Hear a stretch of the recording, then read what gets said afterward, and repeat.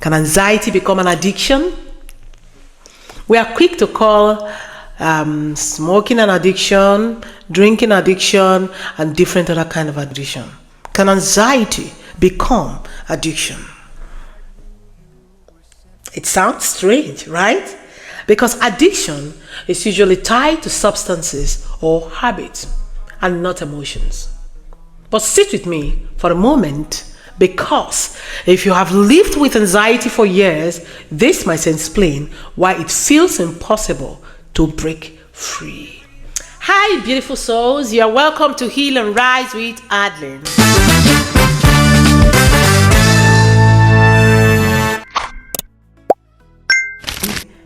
Those that have suffered depression and anxiety, they can understand what I'm saying. Many times they wake up, they make a new resolution, I want to break free from anxiety, but it never goes. There is always a relapse. Here's the thing no one tells you. Your mind is a creature of habits. It repeats whatever it knows best, even if what it knows is fear. It continues to repeat it. Have you ever noticed how your brain can be quiet all day, but the moment you try to sleep, every worry you have ever had suddenly begins to wake up one after the other? Sometimes, is it the lump on my breast? Is it this headache that I'm having, the twitch in my eye? That's not because you are weak. It's because your brain is used to being anxious at night. It learned that pattern over the years. It's learned that rhythm, and every time it repeats that pattern, your brain feels like it's doing its job, preparing you, protecting you, keeping you alert. That's what it tells you, a big lie, that you are protecting yourself. But what begins as protection slowly becomes a circle, and the circles can become addiction. Isn't that a big lie? Of course it's a big lie. You are not having that anxiety or that because you are protecting yourself. Or do you have control over it and you are being anxious about it? I want to make this real. Let me ask you something, and be honest with me or with yourself. Do you sometimes go looking for something to worry about? Even when everything is fine. You just see yourself going around your heart, digging deep. What is it you want to worry about? This happens unconsciously.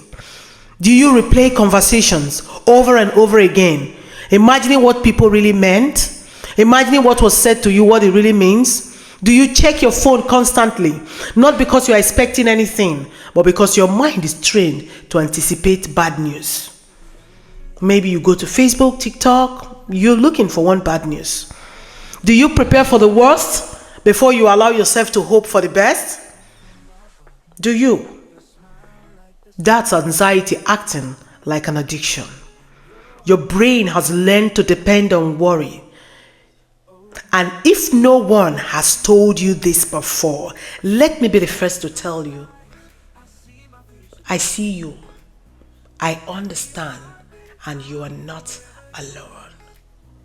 There is a parable in my place that says that an ailment you have suffered before, when you see people having it, you understand, and sometimes you know the treatment, just like an adage.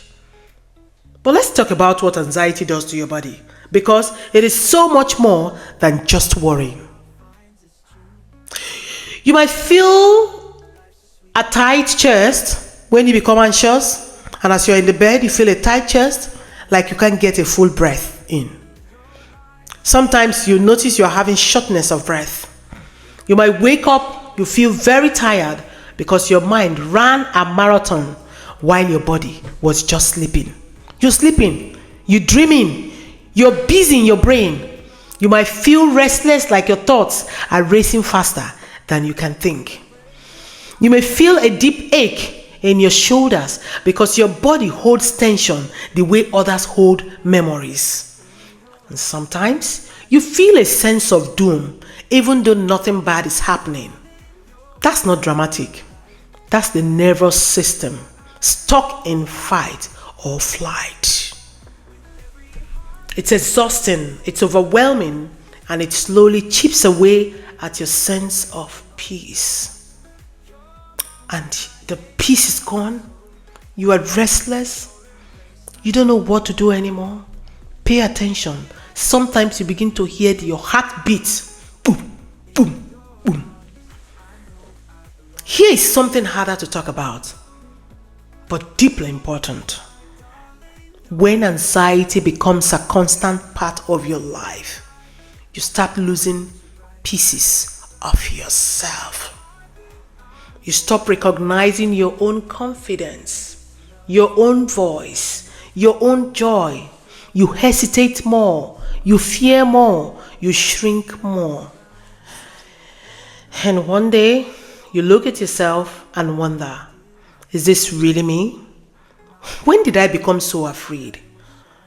Why can't I just be normal? That's not you feeling, bro or sis. That's your brain operating in survival mode for a too long a time.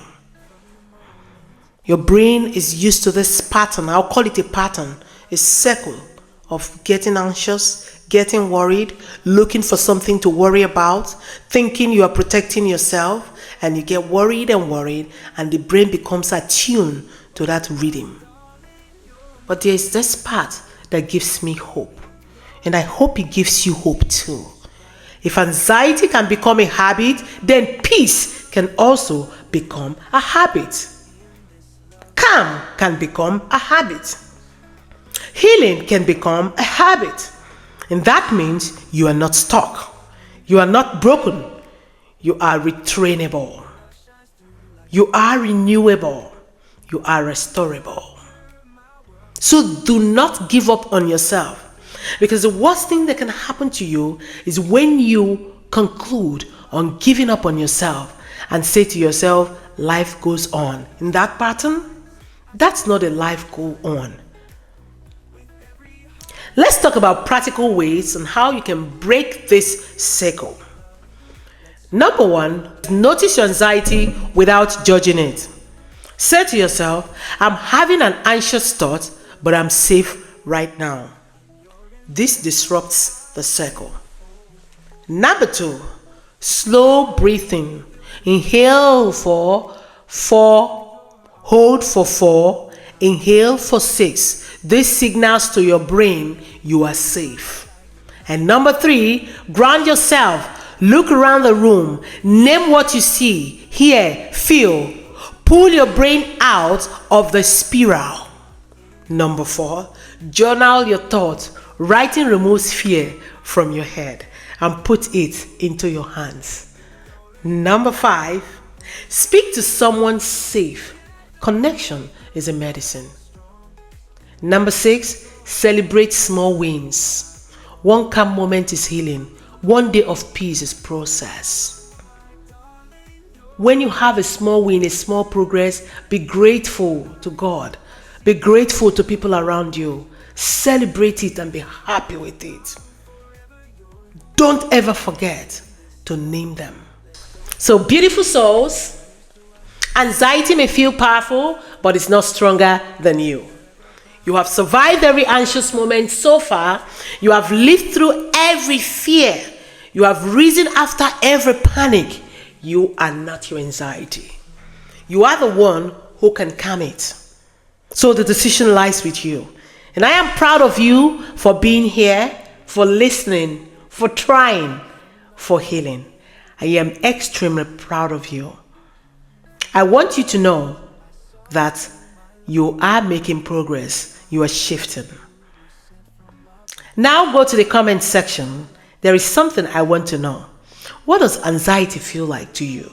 Do you agree that anxiety can be an addiction? Tell your story, and your story might help someone. Trust me. If you are new in this channel, this is Heal and Rise with Adline, a safe place for growing, healing, and rising above your fear. Come back anytime your heart needs a gentle reminder of what we have talked about today.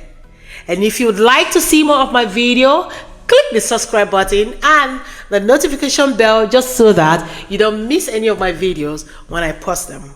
Once again, I'm saying thank you so much for watching my video, and I appreciate you. Don't forget that we're all growing together. Let us grow this channel and let's grow as a team. Trust me, we will survive, we will be strong, and we are winners. Bye-bye.